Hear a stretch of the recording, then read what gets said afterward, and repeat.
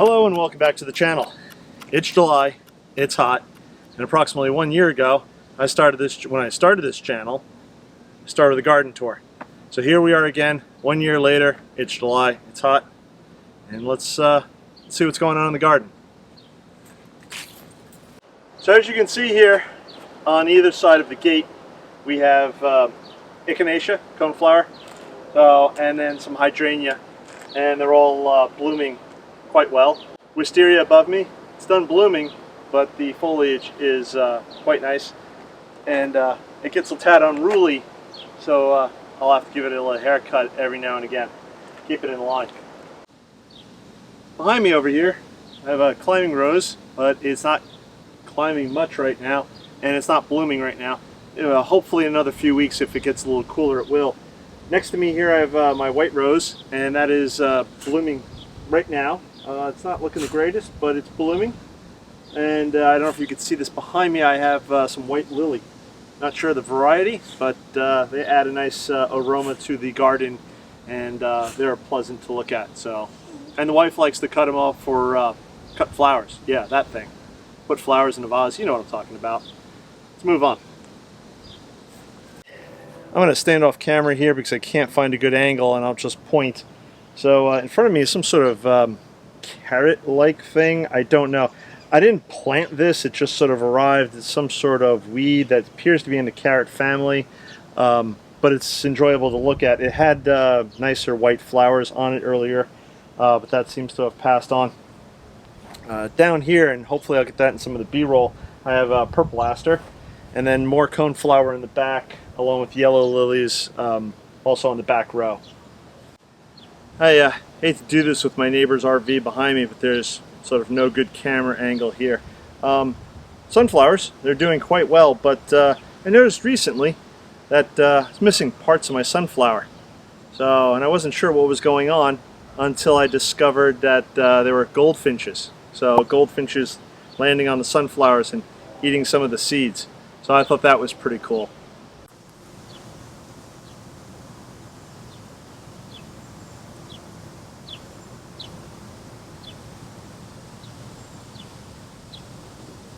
Behind me here I have a Nicotina plant. I believe it's called lime green or lime light Nicotina. It doesn't have a particular smell, at least not one I can detect, but it is lovely and a very easy self-seeder. So if you were going to grow this, just be cautious, because this all started off as one plant last year, and now it is many plants. But I don't mind. It fills the space, and in the springtime next year, if I saw a lot coming up that in places I didn't want, I could just simply pluck them out like weeds and allow the rest to grow.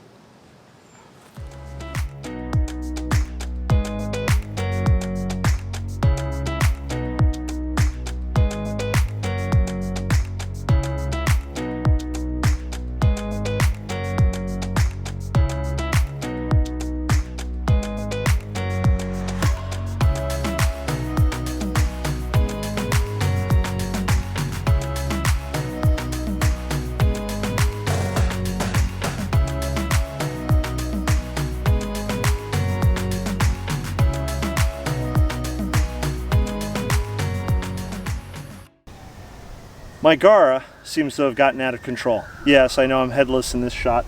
Just gonna have to deal with it. Not like you need to see my pretty face.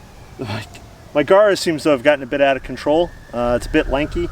I'm not sure what to do with it. Do I cut it back and let it reflush for the fall, or do I just let it go and do its merry own thing right now? Again, if you know anything about Gaura, please leave a comment below. I'll probably do my own homework and research to also look into it and see what my options are. Alright, so this year, earlier I did a video on dahlias. You can probably find the link right here, and I'll also link it down below. And I potted up one of the dahlias, actually both of my dahlias that I had from last year, into pots. And this one is Dahlia burlesca. Always keep your plants tagged unless you're a plant genius. And it has a lovely purple, and then I think later on it'll turn to more of a pink, a white pink flower. So that one is doing quite well. Also behind it here I have a red coreopsis. It is looking a tad ragged and worn right now, but still a lovely maroon type flower. And behind that, I have David phlox. That's what these large guys are. And they all appear to be budding right now. So hopefully in another few weeks, I'll have some flowers there from the David phlox. It is getting dark, so forgive me if the lighting seems to be a little whacked, plus the light is starting going down behind some trees. But climbing up over my trellis here, we have a sweet summer love clematis, and it's doing quite well.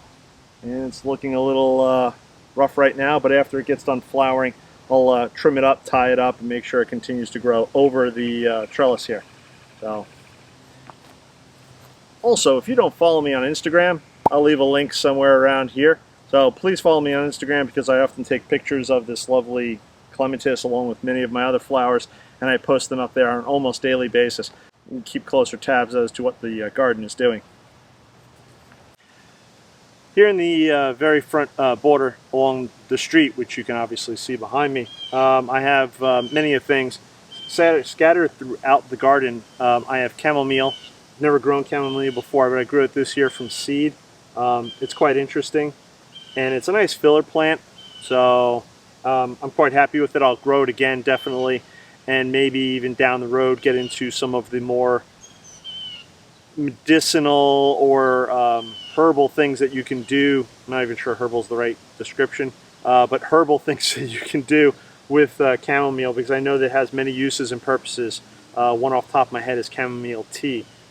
Next to it here, I have a daylily. It's called Lullaby Baby, and if I'm not mistaken, it's a rebloomer.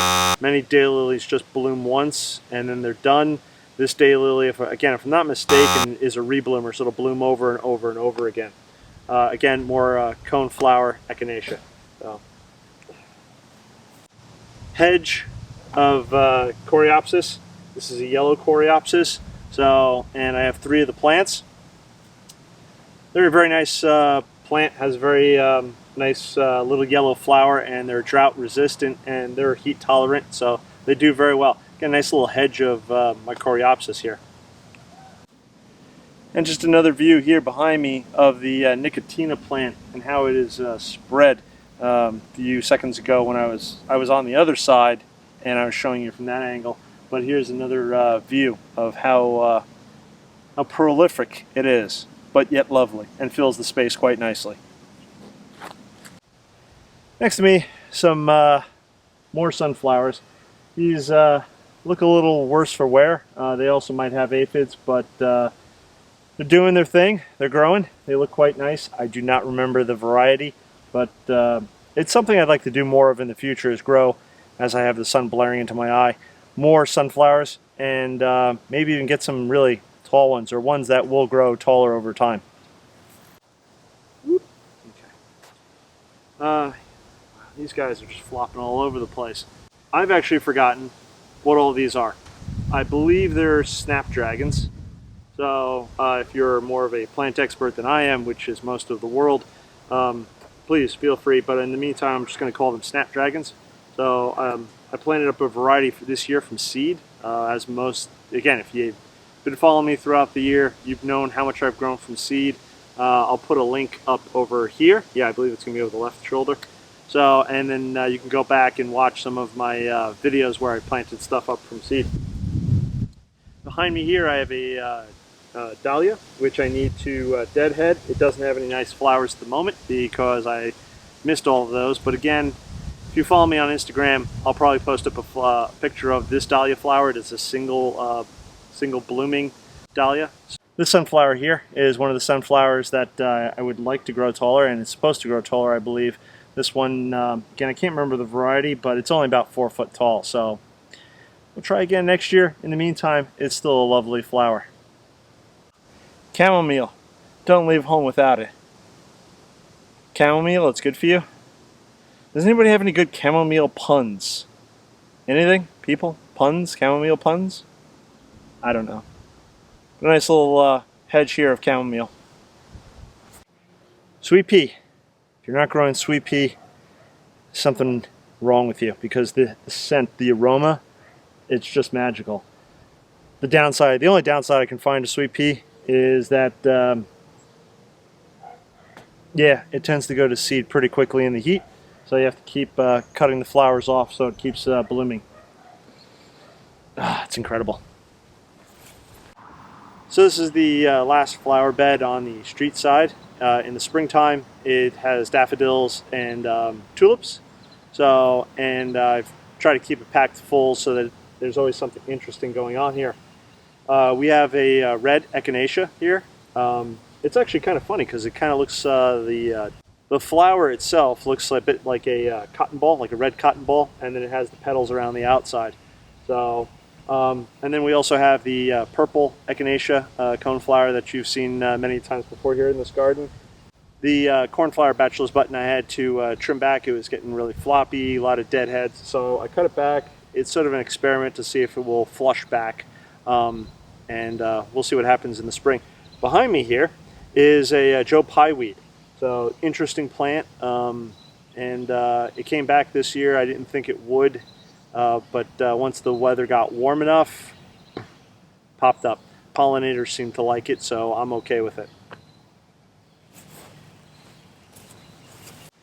Almost forgot to mention my new star this year in this bed here, a salvia.